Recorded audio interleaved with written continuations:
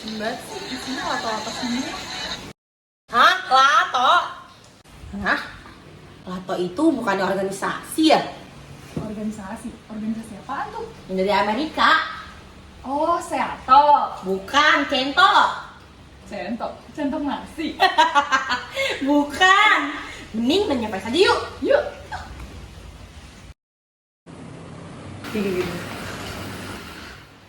Jadi yang benar itu NATO ya guys.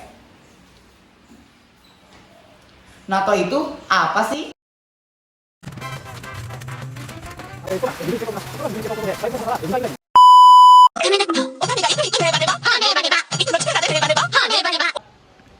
NATO singkatan dari North Atlantic Treaty Organization. Dilansir dari situs resminya, NATO adalah aliansi politik militer internasional di bidang militer yang terdiri dari 30 negara, 2 negara Amerika Utara, 27 negara Eropa, dan 1 negara Eurasia. NATO didirikan pada 1949 di Washington DC. Nah, NATO juga memiliki tujuannya nih. Tujuannya adalah untuk menjamin kebebasan dan keamanan sekutu negara anggota NATO dengan cara politik dan juga militer.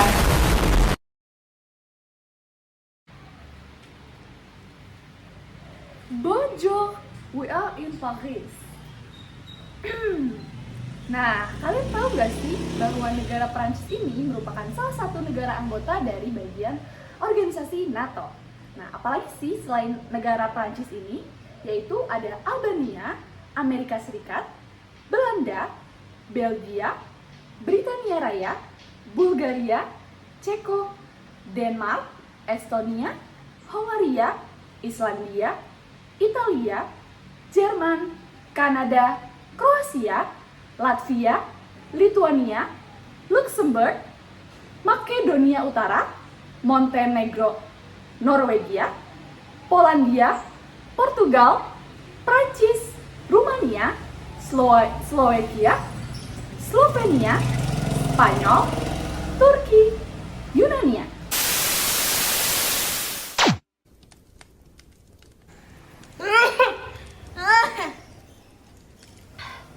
Sekarang kalian jadi udah tahu kan negara-negara apa yang udah tergabung dalam NATO.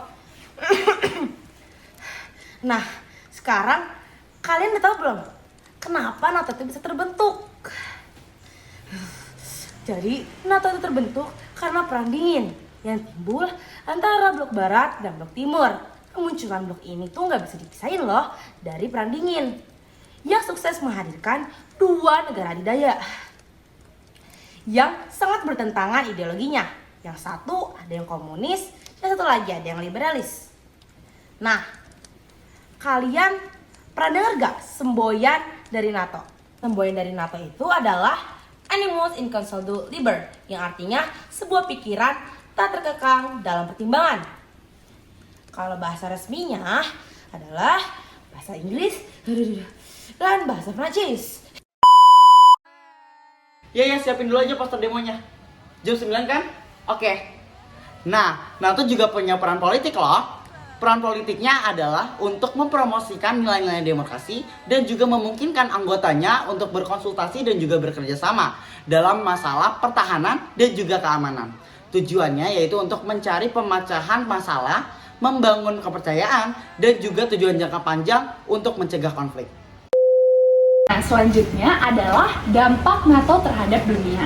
Yang pertama adalah bangkitnya perekonomian negara berkembang dan kemajuan teknologi. Yang kedua adalah menjadi payung keamanan bagi negara-negara anggotanya, terutama di kuasaan Eropa. Nah, yang ketiga adalah aman dari negara-negara yang dipengaruhi oleh komunisme. Nah, selanjutnya adalah jadi saling peduli dan membantu permasalahan pertahanan dan keamanan negara. Dan yang terakhir adalah berperan aktif dalam perdamaian dunia. Wait a minute.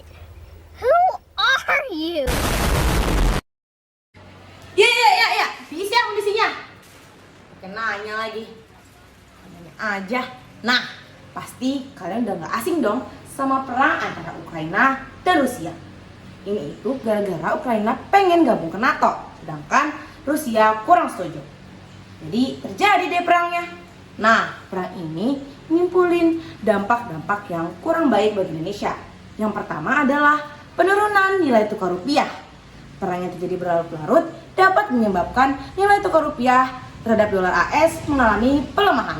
Jadi, jika perang larut-larut, mata uang rupiah akan menjadi lemah.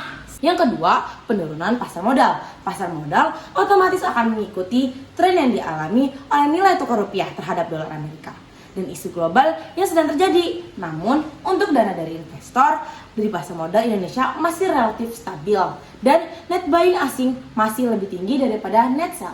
Jadi, masih oke. Yang ketiga, berkurangnya ekspor. Dampak perang Rusia-Ukraina yang paling terasa bagi Indonesia adalah di bidang ekspor karena perang Rusia terkena embargo perdagangan sehingga Indonesia nggak bisa ekspor tuh ke Rusia dan jadi ngurangin pendapatan Indonesia sekitar 170 juta dolar Amerika Serikat. Nah, yang keempat, meningkatnya APBN, bukan pemasukannya, pengeluarannya loh. Ini dikarenakan embargo yang terjadi di Rusia dan Ukraina. Jadi minyak makin naik tuh harganya. Padahal minyak itu diperkirakan sekitar 60-65 dolar AS per barelnya, tapi malah meningkat jadi 100 dolar nih. Ini jadi bikin pendapatan negara berkurang gara-gara memberikan subsidi minyak kepada rakyat. Yang kelima, mempersulit impor. Pasalnya Indonesia itu mengimpor gandum dari Ukraina untuk bahan-bahan pokok seperti mie, terus tepung, dan lain-lain. Gara-gara Ukraina sedang perang nih sama Rusia, jadi susah deh buat ngimpor. Dan ini berpengaruh sama harga mie instan, tepung, dan lain-lain. Udah dulu ya.